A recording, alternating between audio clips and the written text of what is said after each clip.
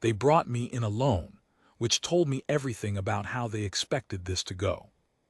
There were 6 of them on the far side of the deposition table, 5 in the pale gray compact uniforms, 1 in the white examination coat of the Materials Verification Division, and one of me, 22 years old, 9 weeks past my hull certification, wearing the same fleet gray coveralls I'd been pulled from a maintenance rotation to be here. They hadn't given me time to change. I think that was deliberate. They wanted me to look like what I was, the most junior technician humanity had put in a room with them. The table was white composite. The chamber was wide, with high glazed panels running the full length of the far wall, and through them came the flat, cold light of the star field the inspection tender was parked in, filtered and diffused until it lay on everything like paper. Even the 6 examiners looked pale in that light. Even their eyes, which were dark and wide-set and had no white to them at all, looked washed out. The lead examiner's name was Doreth Vell. He had introduced himself without warmth and without the usual compact courtesy of a wrist press, which told me I was already categorized as something below the threshold for that courtesy. He opened a slim case and laid 3 documents on the table between us. I couldn't read the Rathavi script from where I sat, but I had been briefed on what they contained. Interspecies Achievement Ledger, he said, in flat, unaccented galactic standard, maintains records verified through independent material evidence. We have completed our review of humanity's filed claims regarding deep vacuum hull operations across the farther reach. He set one finger on the nearest document. We find no third-party verification, no independent sensor record, no alloy signature in any compact catalog matching the components humanity claims to have used. We are therefore reclassifying all listed entries as unsubstantiated. They will be removed from the ledger. He said it the way a person reads a maintenance schedule. No heat in it, just administrative fact. I'd been told not to argue about the methodology. Our liaison had spent 2 hours that morning telling me the same thing in different ways. Don't argue their process. Don't challenge their authority over the ledger. Don't raise your voice. 9 weeks certified, barely old enough to be in the room. I put both arms on the table. Before you file that, I said, I want to show you something. Doreth Vell looked at my arms, then at me, then back at the document. The deposition period is still open, I said. You told me so at the start. I'd listened to every word he said at the start. I had a habit of listening carefully to people who expected me not to. He waited.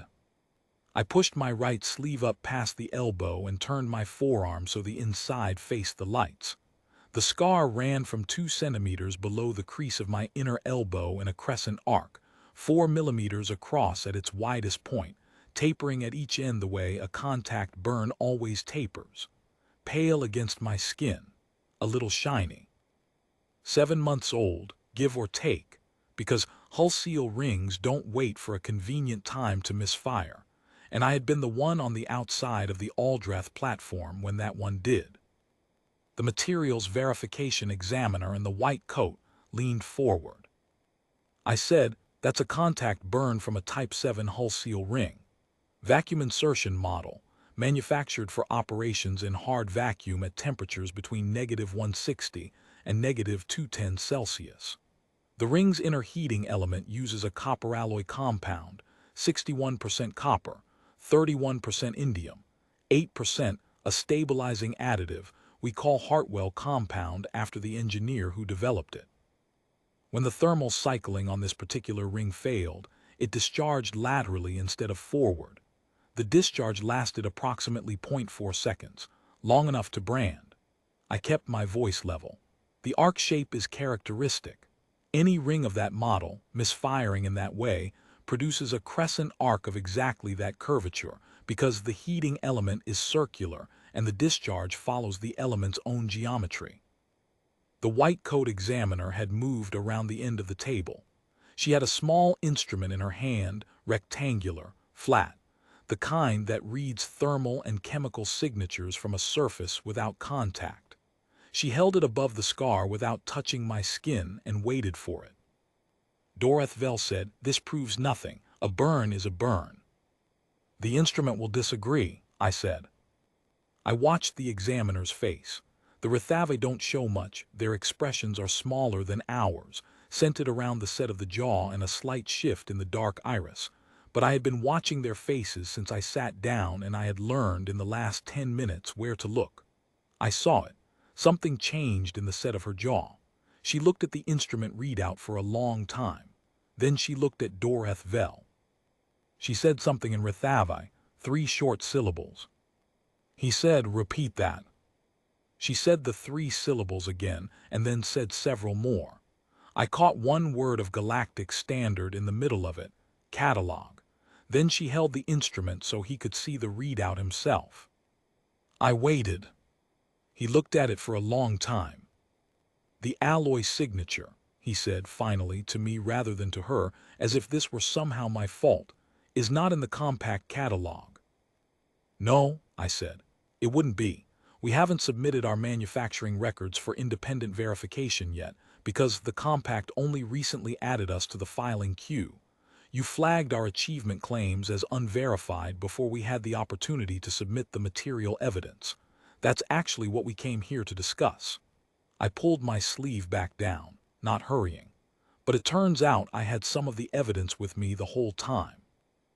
The room was quiet for a moment.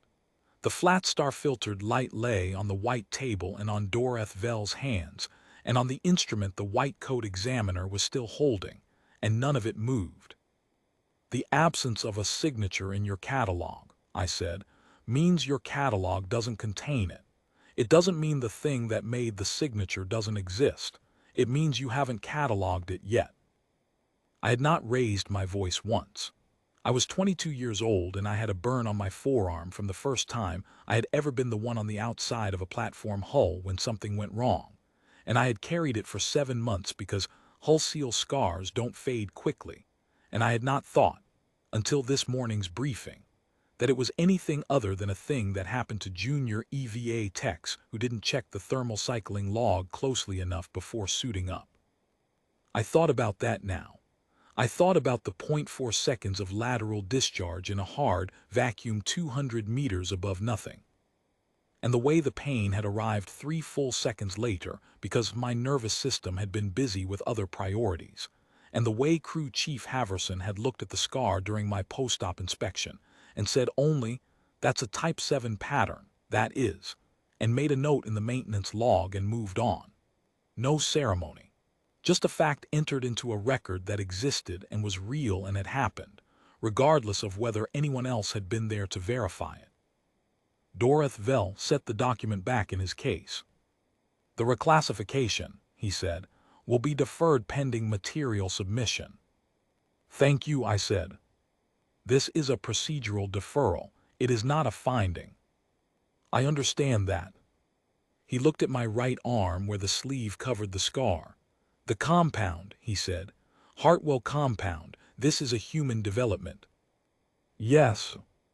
"There is no record of it in any compact database." "There will be," I said, "once we submit." He closed the case. The 5 uniform examiners gathered their own materials without speaking. The white coat examiner walked back around the end of the table and paused beside me for a moment without saying anything, and I saw her look at my right sleeve one more time, not with suspicion, just with the focused attention of someone whose job is to read what surfaces tell her. Then she followed the others toward the exit. I sat alone in the wide pale chamber, with the star-filtered light coming through the panels and the white table empty in front of me. My forearm itched a little, the way it sometimes did when the temperature dropped. That was the scar tissue contracting. That was the copper alloy compound's characteristic thermal signature, baked into my skin by 0.4 seconds of misfired heating element 7 months ago, on a day when nothing had gone the way it was supposed to, and I had come back inside anyway, and Haverson had looked at my arm and written a line in the maintenance log. That line existed. It was in a record somewhere. So was the entry they were going to have to write today. I rolled my sleeve back down and stood up to wait for someone to come and get me.